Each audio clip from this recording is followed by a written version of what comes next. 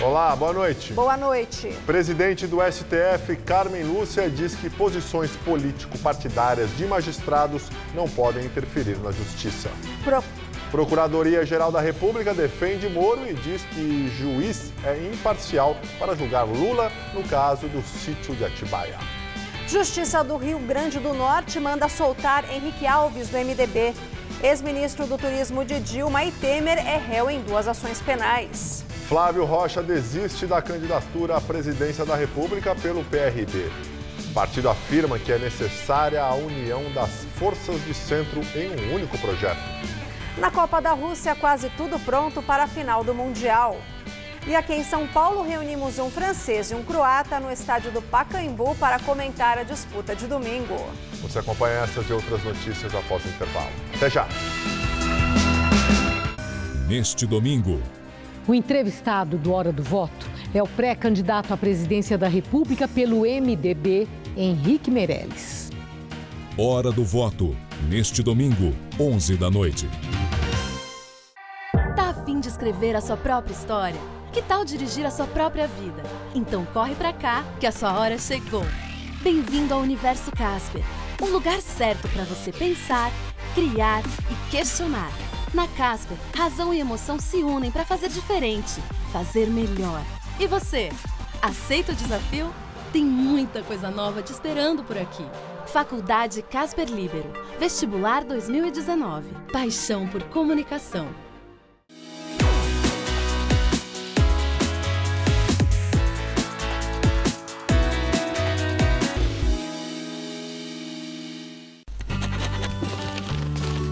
Onde está meu título?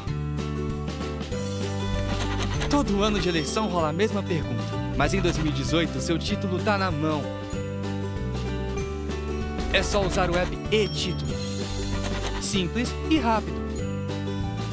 Você pega o seu celular ou tablet e baixa o aplicativo disponível na App Store e Google Play. Depois, é só acessar e inserir os seus dados. Pronto! A via digital do seu título de eleitor está aqui. Se você já tiver feito o cadastro biométrico, seu título digital virá com foto e você nem precisa levar outro documento no dia da eleição. Muito mais prático. Mas se você ainda não fez a biometria, seu título precisa ser usado junto com um documento oficial com foto. Não falei? Seu título está na mão. É a Justiça Eleitoral inovando e modernizando. Como sempre. Nesta sexta, o Todo Seu tá todo rock. Para celebrar o Dia Internacional desse gênero que conquistou o mundo, eu recebo o jornalista Roberto Maia e a banda Angra.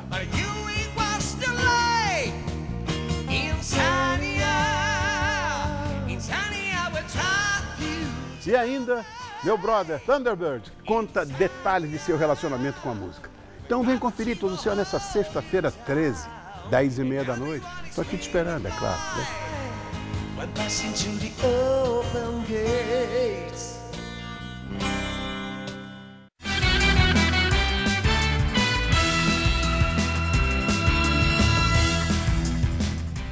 Ex-assessor da Prefeitura de Campinas, Alexandre Corá Francisco, conhecido como Xandão, chegou a negociar espaço com o líder do PCC em troca da reeleição do prefeito Jonas Donizete, do PSB.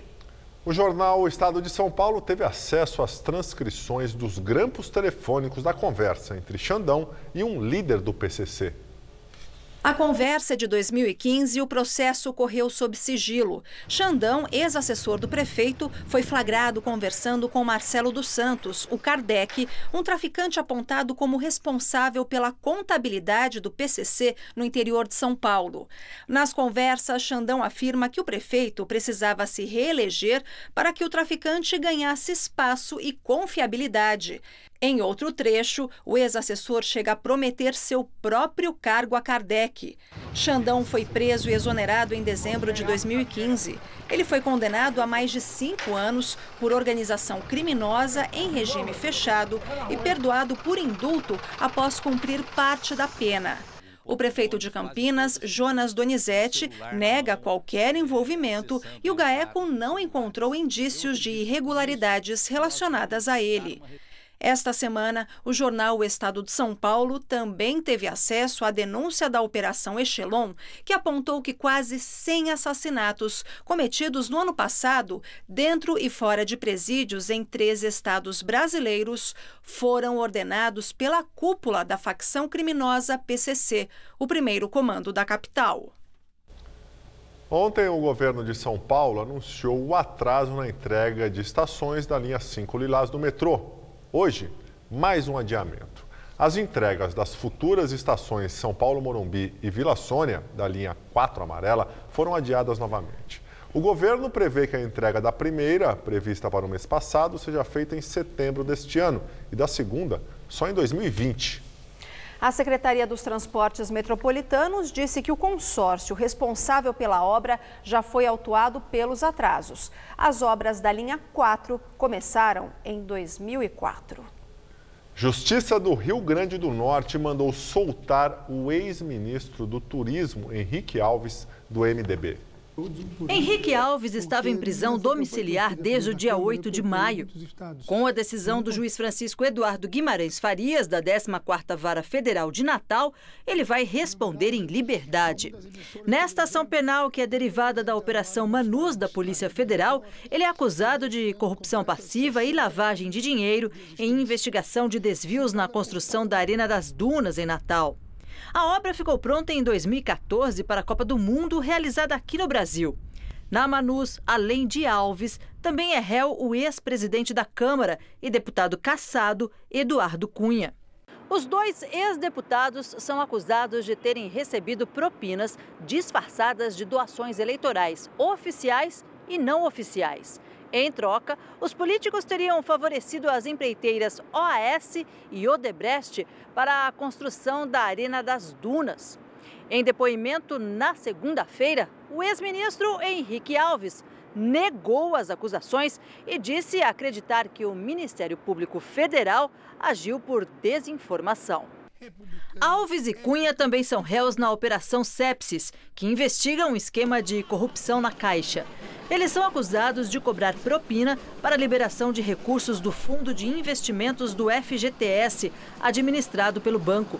Henrique Alves foi preso pela primeira vez em junho do ano passado. Ele ficou detido na Academia de Polícia Militar, em Natal, até ser mandado para casa. Agora deve entregar o passaporte às autoridades e está proibido de manter contato com outros investigados. O ex-ministro também nega a participação no esquema de corrupção na Caixa. Além de presidir a Câmara dos Deputados, o MDBista foi ministro do Turismo nos governos Dilma e Temer. Ele deixou o ministério após ser citado na delação de Sérgio Machado. O ex-presidente da Transpetro disse que repassou a Henrique Alves R$1,5 milhão em propina entre 2008 e 2014. Alves é próximo do presidente Temer, fazia parte do mesmo grupo político dele na Câmara dos Deputados. O MDBista também contesta a delação de Machado. A presidente do Supremo Tribunal Federal, Carmen Lúcia, diz que posições político-partidárias de magistrados não pode afetar a justiça. A declaração da ministra está num artigo publicado hoje no jornal O Globo. No texto, com o título Insegurança Jurídica, a ministra defende que o cidadão não seja submetido à dúvida de saber se o que vale é a lei ou os interesses pessoais de quem julga. Escreveu que a lei depende de interpretação, mas que interpretar não é livre pensar, menos ainda livre julgar, atividade que está vinculada à Constituição e à lei. E que juiz que toma partido, juiz não é, se algum dia foi. Sem citar nomes, Carmen Lúcia se refere ao episódio do último domingo, quando um pedido de habeas corpus para libertar o ex-presidente Lula gerou um vai e vem de decisões judiciais contraditórias, envolvendo o juiz Sérgio Moro e magistrados de segundo grau. Com palavras duras no artigo, a ministra reconhece que períodos eleitorais despertam paixões e sugere que autoridades de toga têm se mostrado seduzidas ao atuar de acordo com preferências políticas. É dever constitucional do juiz manter-se distante de disputas político-partidárias, preservando a isenção e a imparcialidade escreveu a presidente do Supremo. No domingo, o desembargador Rogério Favretto, do Tribunal Regional da 4ª Região em Porto Alegre, que cumpria a escala de plantão de fim de semana, determinou que Lula fosse solto. Favretto foi filiado ao PT durante quase 20 anos, até 2010, e ocupou cargos em governos petistas antes de assumir a vaga no TRF, indicado pela ex-presidente Dilma Rousseff.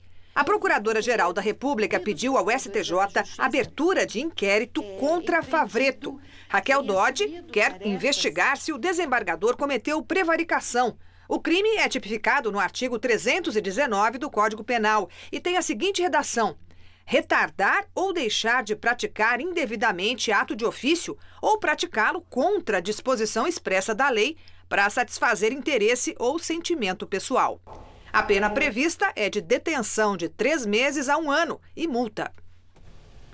Em manifestação ao STJ, a Procuradoria-Geral da República diz que Sérgio Moro é imparcial para julgar o ex-presidente Lula. O subprocurador Nível de Freitas Silva Filho defende que o juiz de Curitiba deve continuar à frente do caso do sítio de Atibaia. A defesa do petista pede que o magistrado seja considerado suspeito. Os advogados dizem que ele age de forma parcial com o ex-presidente. Nesta ação penal, Lula é acusado de corrupção e lavagem de dinheiro. Para o Ministério Público Federal, ele ocultou ser o real dono do imóvel e recebeu como propina melhorias no sítio. Lula nega a acusação. Polícia Federal deflagra operação que investiga corrupção no INSS. 2 pessoas foram presas. Até agora foram descobertas mais de 127 fraudes no INSS, órgão federal responsável pelo pagamento de aposentadoria no país. O total desviado chega a 13 milhões e 600 mil reais. A investigação começou em 2013 e identificou um esquema que fraudava a inserção de vínculos trabalhistas fictícios no Cadastro Nacional de Informações Sociais. O banco de dados, com informações sobre o trabalhador, é usado para conceder e calcular o valor da aposentadoria. A Polícia Federal estima que a descoberta do esquema evitou um prejuízo de 28 milhões de reais ao INSS. Flávio Rocha, dono da rede de varejo Riachuelo, se retira da corrida à presidência da República. A pré-candidatura durou pouco mais de 3 meses. O PRB lançou Rocha como presidenciável no dia 27 de março. Em nota, o partido afirmou que é necessária a união das forças de centro em um único projeto. Nas pesquisas Datafolha, Flávio Rocha tinha 1% das intenções de voto. Com a desistência do empresário, as ações da Guararapes, dona da Riachuelo, subiram na Bovespa e fecharam em alta de 9,34%. O empresário irá retomar o cargo de presidente da rede de varejo dentro de 10 dias. A presidente do STF prorrogou a investigação contra o líder do governo Temer no Senado, Romero Jucá, do MDB, por mais 30 dias. Nesta investigação, Romero Jucá é acusado de receber 10 milhões de reais em propina da Odebrecht e da Andrade Gutierrez. Em troca, o líder do governo Temer no Senado e presidente do MDB beneficiaria as empreiteiras na licitação da usina hidrelétrica de Santo Antônio. Na Lava Jato, ele já é réu em uma ação penal no Supremo e alvo de outros 11 inquéritos. Nesta ação, ele é acusado de corrupção e lavagem de dinheiro. De acordo com a Procuradoria-Geral da República, o senador pediu uma doação de 150 mil reais à Odebrecht. O dinheiro, segundo a PGR, foi para a campanha eleitoral do filho de Jucá em 2014, então candidato a vice-governador de Roraima. Em delação, o ex-executivo da Odebrecht, Cláudio Melo Filho, disse que com a doação feita ao diretório do MDB, esperava que Jucá beneficiasse a empreiteira durante a tramitação de 2 medidas provisórias no Congresso. O senador nega todas as acusações. Depois de críticas, o ministro Carlos Marum, da Coordenação Política, anunciou que o Planalto vai revogar a medida provisória que transferiu parte do dinheiro das loterias federais para o Ministério da Segurança Pública. Assinada há apenas 2 dias pelo presidente Temer, a medida provisória 841 criou o Sistema Único de Segurança Pública, o SUSP. Um dos itens determinava o aporte de parte do dinheiro das loterias federais para o Ministério da Segurança Pública, que receberia verba extra de 800 milhões de reais em 2019, além dos 13 bilhões que já constam na previsão orçamentária do ano que vem. No dia seguinte à assinatura da MP, os ministros do Esporte, Leandro Cruz, e da Cultura, Sérgio Sá Leitão, emitiram nota na qual criticaram o texto, que, segundo eles, tiraria quase 80% dos recursos da loteria destinada às duas pastas, que têm os orçamentos entre os mais baixos da esplanada dos ministérios. Nos cálculos dos ministros, os 3% da loteria que são destinados atualmente a cada pasta cairiam para menos de 0,5%. Em café da manhã hoje, em Brasília, o ministro da Secretaria de Governo, Carlos Marum, reconheceu a saia justa e disse que o governo decidiu revogar o texto e editar uma nova MP que garanta recursos à cultura e ao esporte, sem tirar os 80 milhões especiais da segurança pública. Mas, segundo Marum, a origem do dinheiro ainda não foi definida. Vamos encaminhar uma MP, certamente antes do retorno do Congresso aos trabalhos do segundo semestre, alterando a MP 841. Esta foi a forma, mais eficaz, segundo deliberação daqueles que participaram da reunião. Então, estamos garantindo para o esporte, para a cultura, a recomposição daqueles valores. Domingo, às 11 da noite, o programa Hora do Voto recebe Henrique Meirelles, ex-ministro da Fazenda e pré-candidato à presidência da República pelo MDB. O programa é ancorado por Maria Lídia Flandoli, com participação do comentarista de economia, Vinícius Torres Freire. Tá chegando a hora. O Brasil tá fora já faz tempo, né? Mas domingo, ao meio-dia, vai ser conhecido o novo campeão do mundo com a final da Copa da Rússia entre França e Croácia. De um lado, um dos gigantes do futebol mundial, de outro, uma surpresa. Na França, velocidade e juventude são os trunfos para a conquista do segundo título de campeão mundial. Griezmann e Mbappé são os principais destaques. Faltando 2 dias para a grande final da Copa do Mundo entre França e Croácia, o atacante francês Antoine Griezmann não demonstrou nem um pouco de nervosismo durante a coletiva de imprensa. O jogador, inclusive, aproveitou a oportunidade para responder às críticas do goleiro belga Courtois, derrotado na semifinal e que acusou os azuis de não jogarem bonito. Courtois jogou no Atlético de Madrid, foi campeão espanhol. No Chelsea ele acha que joga o jogo do Barcelona? Não, nós não nos importamos com a forma de como ganhamos, nós ganhamos. Ao lado do menino de ouro Mbappé, Griezmann é um dos candidatos franceses a vencer a bola de ouro de melhor jogador da Copa do Mundo. No entanto, ele deixa claro que isto é secundário. Bola de ouro ou não, eu não me importo nem um pouco. Eu quero ganhar a Copa do Mundo e vou fazer de tudo para isso. Deixar tudo no campo para conseguir. Sobre os adversários da decisão de domingo, Griezmann preferiu ser econômico nas palavras. Não quero falar muito sobre os oponentes. Precisamos estar prontos. Sabemos o que nos espera, que será complicado, por causa dos jogadores que eles têm. Mas precisamos focar nas nossas táticas e no que somos. Se tudo der certo, os franceses esperam sair de campo no domingo como saíram desta entrevista. A Croácia é considerada a grande azarona dessa Copa e o próprio técnico chamou de milagre a classificação do time para a final deste domingo. E uma equipe disciplinada e com grande capacidade de criação, o meio-campista do Real Madrid, Luka Modric, é a grande esperança dos croatas. Zlatko Dalic não era a primeira nem a segunda opção para dirigir a Croácia. Quando assumiu o cargo em outubro do ano passado, a seleção estava na repescagem das eliminatórias europeias. A classificação para a Copa veio somente depois de eliminar a Grécia. 9 meses depois, Dalic pode alcançar o maior objetivo de um técnico de futebol. É, amigo, o mundo dá voltas. E agora o último desafio dele será parar a toda poderosa França. Não é fácil se defender quando tem pela frente contra-ataques e transições rápidas, principalmente de Griezmann e Mbappé. Mas temos o nosso jeito de jogar, nossas qualidades, uma entrega muito grande.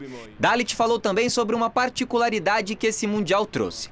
Dessa vez, o conjunto se sobressaiu ao talento individual.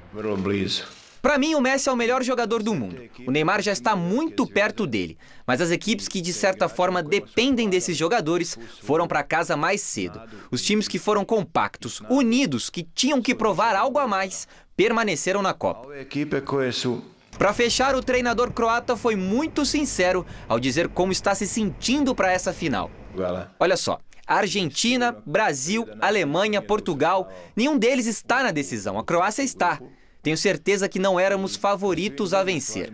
Em muitos aspectos, somos um milagre. Não há como fugir disso. Só espero que esse milagre dure o maior tempo possível. A Copa do Mundo termina no domingo, né? E mesmo longe da Rússia, o coração dos torcedores das duas finalistas já bate acelerado. Franceses e croatas que vivem em São Paulo dão seus palpites para o jogo. Este é um pedacinho da Croácia no Brasil, a Sociedade Croátia Sacra Paulistana, que fica no Jabaquara, na zona sul de São Paulo. E aqui somos recebidos por seu Sime Deur, este simpático croata que escolheu o Brasil para viver. Uma nação que está em festa, assim como o seu Sime, que sonha com o primeiro título da seleção croata. Eu quero, lógico, como croata, que nós ganhamos para nós fazer festa. Mas já superamos de tudo, não foi favoritismo em nada e chegamos para disputar primeiro lugar. No outro bairro da cidade, no Jardim América, nosso bate-papo é com o francês Ian Loulier, que tem uma loja de móveis infantis. Ian nasceu em Lyon e se casou com a Simone, que é brasileira. Há 8 anos o casal mora em São Paulo. Ian também está radiante com a seleção francesa. Confessa que no início não apostava muito nos jovens jogadores como Mbappé, mas agora a meta é a segunda estrela na camisa. Decidimos então reunir estes dois torcedores para um bate-papo esportivo. E o lugar escolhido foi o estádio do Pacaembu, para a gente já entrar no clima. E é claro que essa conversa aqui não poderia ter um assunto diferente. É a final inédita da Copa do Mundo, Croácia contra a França. E é claro que o meu papel aqui é provocar um pouquinho e saber o que eles acham dessa grande final. Né, Sime? Quem ganha essa final da Copa do Mundo? Croácia, sem dúvida nenhuma. Por que te dá tanta certeza assim? Dá certeza porque temos o melhor time, mais experiente que a França. É isso mesmo, Ian? A Croácia leva essa? Eu acho que a gente vai aposentar o Modric. Ian fez questão de lembrar o ano de 1998, quando França e Croácia protagonizaram um jogo eletrizante pelas semifinais. Os franceses venceram a partida por 2-1 e depois se tornaram campeões mundiais em cima do Brasil. Eu acho que a experiência também do Thuram, que fez 2 gols, que ele nunca fez na carreira dele, e nunca fez nenhum gol. Esse dia ele fez 2. Quem vai vencer o jogo só saberemos no domingo. Aqui foram horas de conversa que resultaram numa boa amizade. Que vença o melhor.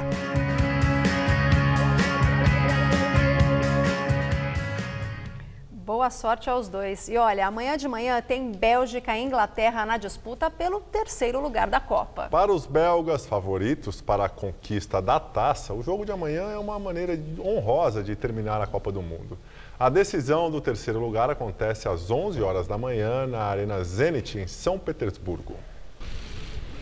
Antes da viagem para São Petersburgo, local do jogo deste sábado, que vale o 3º lugar, a Bélgica fez os últimos ajustes para encarar a Inglaterra.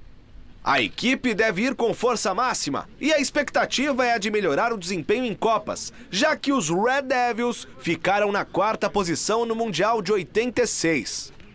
Aniversariante do dia, o técnico Roberto Martínez, que completou 45 anos, já sabe o que quer de presente. Queremos vencer. Quando você termina um campeonato, você leva a sensação do último jogo. E nós sabemos disso, estamos cientes. Nós estamos trabalhando há um mês e chegamos ao dia 13 de junho. Tem sido uma experiência maravilhosa. Todos se apresentaram de uma forma incrível. Do lado inglês, a eliminação para a Croácia ainda incomoda, mas todos sabem da importância de superar este momento e de dar uma resposta àqueles que apoiaram muito o English Team. O técnico Gareth Southgate falou sobre este período após a queda na semifinal. Emocionalmente, alguns dias muito difíceis, mas eu tenho que dizer que os jogadores são incríveis. Eles estão com um prazer imenso em trabalhar. A energia deles esta manhã, o desejo de terminar bem o Mundial. Sentimos que devemos isso tanto a nós como ao nosso torcedor. Em Londres, milhares de manifestantes protestaram contra a visita do presidente Trump. Em seu primeiro dia de visita ao Reino Unido, o presidente americano criou mais uma polêmica internacional, dessa vez com a primeira-ministra Theresa May.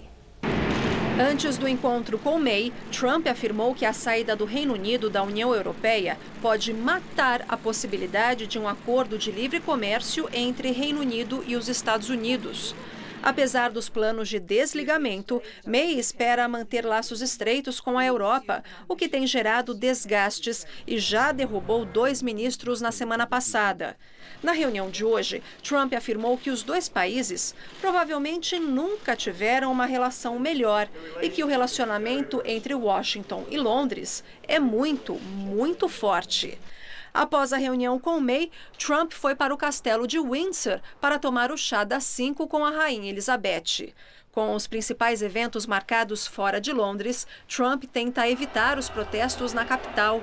Hoje de manhã, manifestantes na frente do parlamento inflaram um balão que representa Trump como um bebê laranja de fraldas e com um celular na mão. Voltando aqui para São Paulo, apesar da queda acentuada nas temperaturas aqui na capital, alguns moradores de rua reclamam que nem sempre conseguem vagas nos abrigos do centro da cidade. Um dos abrigos onde as vagas esgotaram na última madrugada foi esse aqui na Rua Riachuelo, no centro, com capacidade para 98 pessoas. Mas a gente percebe que moradores de rua já estão deitados na calçada, com cobertores, já se preparando para dormir ali mesmo, porque hoje também não tem vaga. O que a prefeitura diz é que quando um abrigo está lotado, o morador de rua é transferido numa van para um outro que tenha vaga. Mas o que acontece é que muitas vezes as pessoas não querem se deslocar, não querem ir para longe da região central. Quando a temperatura atinge 13 graus ou menos do que isso, a prefeitura diz que intensifica o atendimento à população de rua, com assistentes sociais percorrendo as calçadas. E segundo a administração municipal, na última madrugada, quando fez 9 graus, 70 pessoas foram recolhidas da região do centro e levadas para abrigos. E hoje ficou difícil de respirar aqui na capital. Tivemos a tarde mais seca do ano, segundo o Instituto Nacional de Meteorologia. A umidade relativa do ar ficou em apenas 24%. Mas será que o frio intenso volta? Agora faz 16 graus aqui na região da Avenida Paulista. Como fica o tempo nesse final de semana, Luciana? Olha, Gabriel, fica bem mais agradável do que os últimos dias de frio. Dá até para passear curtindo o sol. Isso porque o tempo fica aberto, ensolarado, seco e com temperatura em elevação. Neste sábado, teremos mínima de 11 e máxima de 26 graus com céu aberto. No domingo, faz mais calor com máxima de até 27 e na segunda, máxima de 26 graus. Bem, eu fico por aqui, lembrando que a edição de hoje pode ser vista no site da TV Gazeta e, claro, desejando a vocês um ótimo fim de semana. Para você também, Gabriel. Até segunda. Obrigado, Luciana. Até segunda para você em casa. Muito obrigado pela companhia. Tenha uma excelente noite e assista agora o programa Todo Seu com Rony Fon. Até segunda.